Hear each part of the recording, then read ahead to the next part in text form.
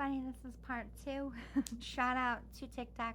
This is actually the Khloe Kardashian filter. I am homesick. I look like death. But look at this filter. It even fixes your eyebrows. I'm amazed at technology lately. Anyway, side note. So I talked a lot about Camilla. I don't even know how. Everybody says her name wrong. So first of all, can we just have her state exactly how we are supposed to say her name? I don't like walking around with incorrect names. I was a teacher. I was always asking kids, am I saying this right? Camilla, Kamala. What is it? America would love to know. Anyway, side note, I talked enough about that. Basically, if you haven't watched it, I am for women presidents. I just think if she gets in, we will never have another president. She's not intelligent enough. She's not reliable enough. She's not strong enough. I think she will crumble. I think she will crackle and crumble worse than Biden. I need a strong-ass, powerful woman who is more like my ancestors, Hatshepsut.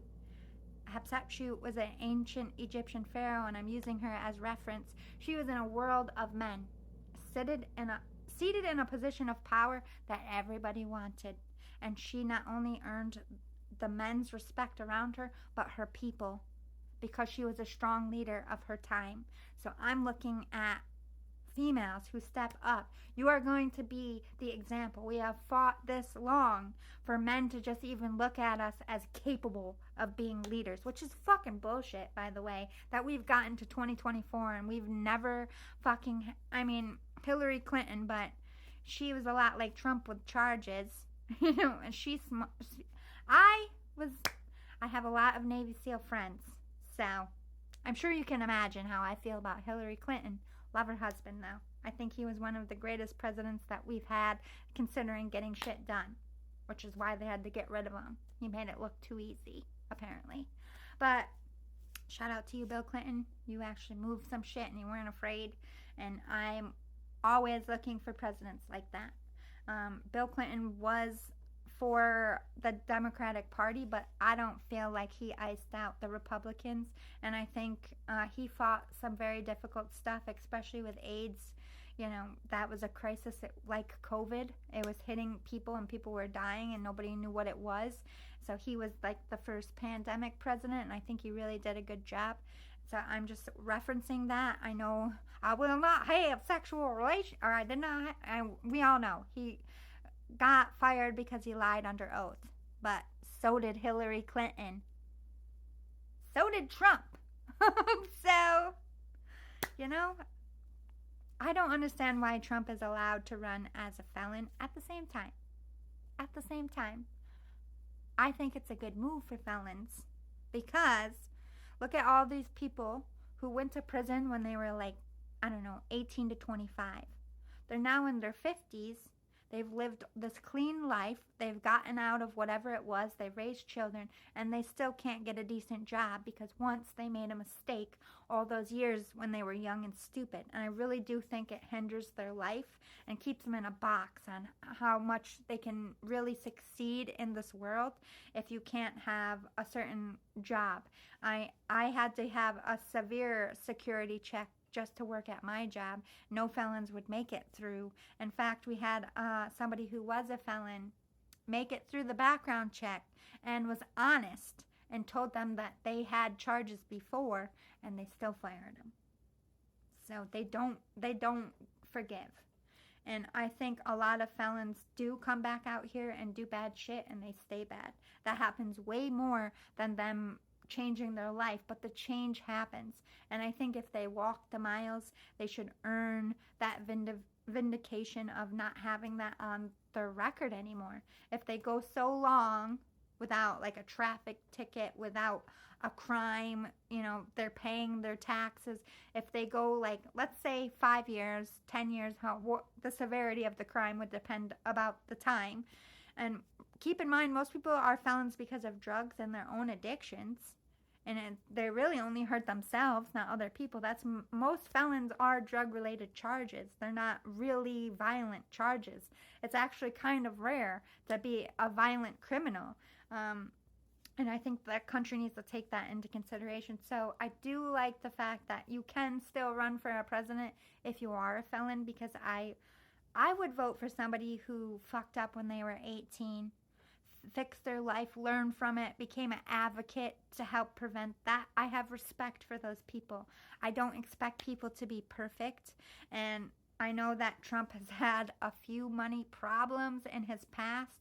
I just never liked the guy. I never had much respect for him as a person, so it was really hard for him to gain my respect as a president, but I don't think he did a horrible job. I think he was blackballed, and I think we would have gotten more done if both parties didn't make it vendetta. But that's not just on the Republicans, it's on the Democrats too, and it's not just on Trump, it was also on Biden as well. Our country suffered for your shenanigans, and I don't see that changing through this election. I think this election is going to be even worse of a shit show, and I don't like either option. I really don't.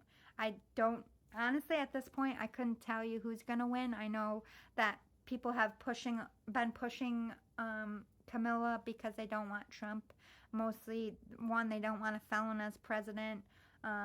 They don't agree with his standpoints. However, I will say for Trump, I don't see Trump abolishing abortion or coming after my rights. If anything, over Camilla, I see Trump fighting for me as a woman more than her. It was her party that is blocking all these women from getting abortions right now. It's her party that put it into play. Her President Biden issued that order. So anyone down south who, by the way, are putting their religious beliefs into lawmaking, which is so unconstitutional, it's not even funny. The fact that anybody is telling anyone what they can do medically is so unconstitutional, it's not even funny. But half of our country is dictating to women that they can only get pregnant and have that child. That's their only option. Some of them don't even allow you to give it up for adoption, which is complete bullshit, because you're only making the kid suffer, because clearly that is not going to be a good parent. They didn't even want it. I'm not saying they won't be a good parent, but you're kind of setting up maybe for abuse or neglect, because that person didn't want the baby. They're being forced to. That's including rape victims. I am a sexual assault survivor. If I got pregnant, I would have never been able to carry that child. I would have had anxiety attacks every fucking day. The fact that that person's spawn is in my body would have given me even more trauma, even more PTSD. And there are women in this country that can look at it as a miracle. The baby didn't do anything. I am not one of those. That's a fucking honest truth. I would get a fucking coat hanger and I would go in my bathroom like 1940 and I would get rid of that. And they're forcing women to do that across this country. They're self-aborting in their bathrooms, which you can die from, because our government said, I'm going to tell you what you can do with your body. I don't see Trump standing for that shit at all. I do see Camilla backing down and saying, you know what? We got to have some limitations. I do not see her as a woman crusader. I really don't see her for us at all. I see her for her own minority, to be honest. And we have a lot of problems with that border patrol, and it's dangerous to put her in that spot because she's going to be biased because of her culture. And I'm not trying to be racist, but that's 100% fact.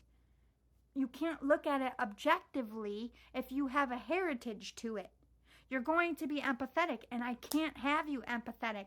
I need you to get tough. I need you to shut down my fucking border and be mean so that they don't want to come across it. Because you know what every other country does? They blast them with water if they even try, or they fucking shoot you dead. They don't take people just walking into our country. The only one I see doing that, having that mentality, is Trump. But he's very fucking dangerous.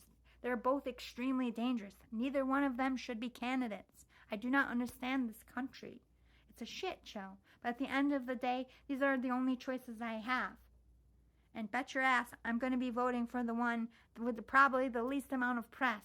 That people don't even know who that person is. I'm voting for you. Because if I don't hear your fucking mouth, you're probably actually in there for a good reason. This person said this. This person is doing that. No, no, no. They spend half of their time talking about the other person and not talking about what they're going to do. They both need to, like Biden. But that's my personal opinion. I can't change it.